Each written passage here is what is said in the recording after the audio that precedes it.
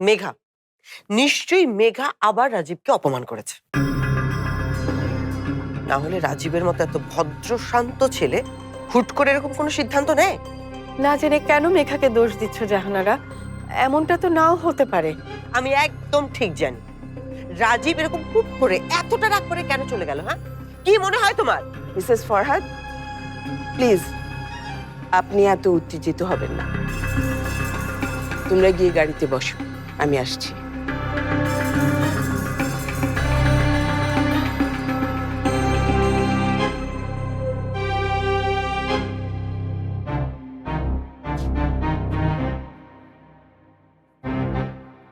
Madam, মাফ করবেন madam, মাফ করবেন। আসলে কি থেকে যে কি হয়ে গেল বুঝতেই পারিনি। আমি কিন্তু স্পষ্ট বুঝতে পারছি মেঘা এমন কিছু বলেছে যে কারণে রাজীব এরকম রাগ করে চলে গেছে। আর রেগে গেছে বলেই এরকম এক সপ্তাহের মধ্যে বিয়ের কথাটা বলছে, যাতে করে বিয়েটা না হয়। হিউস্টনে রকিং টেস্টি, সীমানা ছাড়াও নিজেকে হারাও।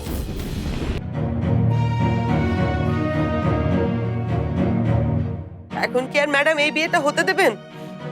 হায় হায় রে আমার কপাল, বাড়ির বড় মেয়ের বিয়ে যদি এইভাবে ভেঙে যায়, আমার মাহির কি হবে? কি হবে আমার মাহির? মানুষ জানাজানি হবে, নানানজন নানান কথা বলবে। হায় হায় রে। ডাকো মেঘাকে, ওর মুখ থেকে সব শুনি। আজকে ওরে আমি। মেঘা, এই মেঘা। ফরহাদ সাহেব, কি হয়েছে না হয়েছে সেটা আমি জানতে চাই না। রাজীবকে ছোটবেলা থেকে আমরা কখনো না বলি, এ ব্যাপারেও বলবো না। এই মুহূর্তে রাজীবের ইচ্ছাই আমার ইচ্ছা। মানে? মানে বিয়ে হলে 1 সপ্তাহের মধ্যেই হবে, না হলে না।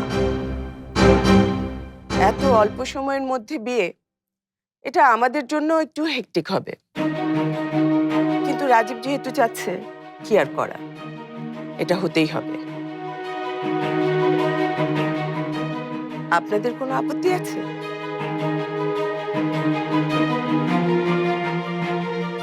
না না, আপত্তি থাকবে কেন?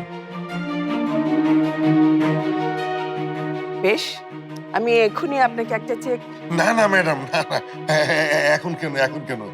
এসব তো পরে হবে। আগে বিয়ের তারিখটা দেন।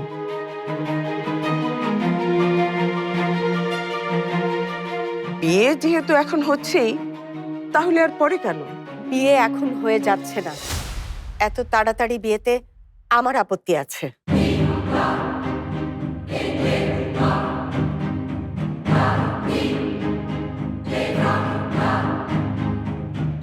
শুভ কাজে দেরি করতে নেই, সবাই যেহেতু চাইছে। মেঘার পড়ালেখার ক্ষতি হোক সেটা আমি চাই না।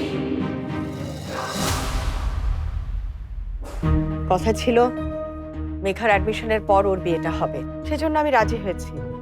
কিন্তু এখন এইভাবে এই 1 সপ্তাহের মধ্যে আমি কিছুতেই মেঘার বিয়ে দেব না। তাহলে তো আর কথাই থাকছে না।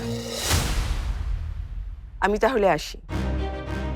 রাজীবের বাবাকে বলবো এরপর যেন ঠিকঠাক জায়গায় ওর সম্বন্ধ ঠিক করে।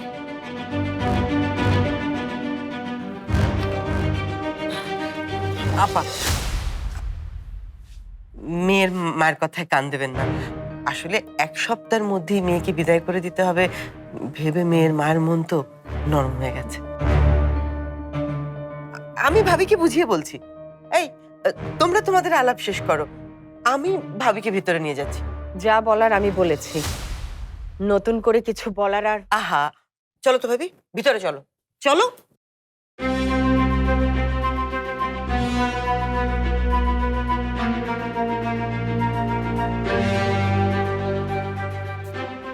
ভালোই ভালোই টাকার চেকটা নিয়ে নাও, তাড়াতাড়ি যাও। দেখুন ফরহাদ সাহেব, আমি কারো উপরে অযথা মানসিক চাপ দেওয়াটা পছন্দ করি না।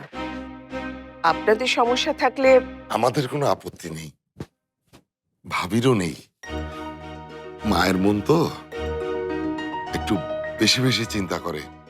আর ওই যে বললাম ম্যাডাম, বিয়ের খরচা, গয়নাগাটি, এসবের টাকা তো এখনো জোগাড় করতে পারিনি। তাই ভাবি দুশ্চিন্তা করছে, ভাবছে যে বিয়াই বাড়িতে মান সম্মান থাকবে না। মায়ের মন তো।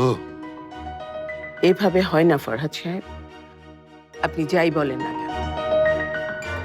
একবার বিয়ে হয়ে গেলে মেঘার মা যদি কোনো ঝামেলা করে, সেটা আমাদের জন্য খুবই অসম্মানের হবে। বিয়ের পর মেঘার সাথে আপনারা কেউ যোগাযোগ রাখবেন না, এই শর্তেই কিন্তু আমরা এই বিয়েতে রাজি হয়েছি। আর আপনাকে এতগুলো টাকা দিচ্ছি। তাই মেয়ের মা নিজের মুখে সম্মতি না দিলে আমি এই বিয়ের আলাপ এখানেই শেষ করব। ওনাকে আমার সামনে নিয়ে আসে, আর বেশিক্ষণ আমি অপেক্ষা করব না। ম্যাডাম, আপনি দয়া করে একটু কষ্ট করে আমার ঘরে বসেন, আমি ভাবিকে নিয়ে আসছি।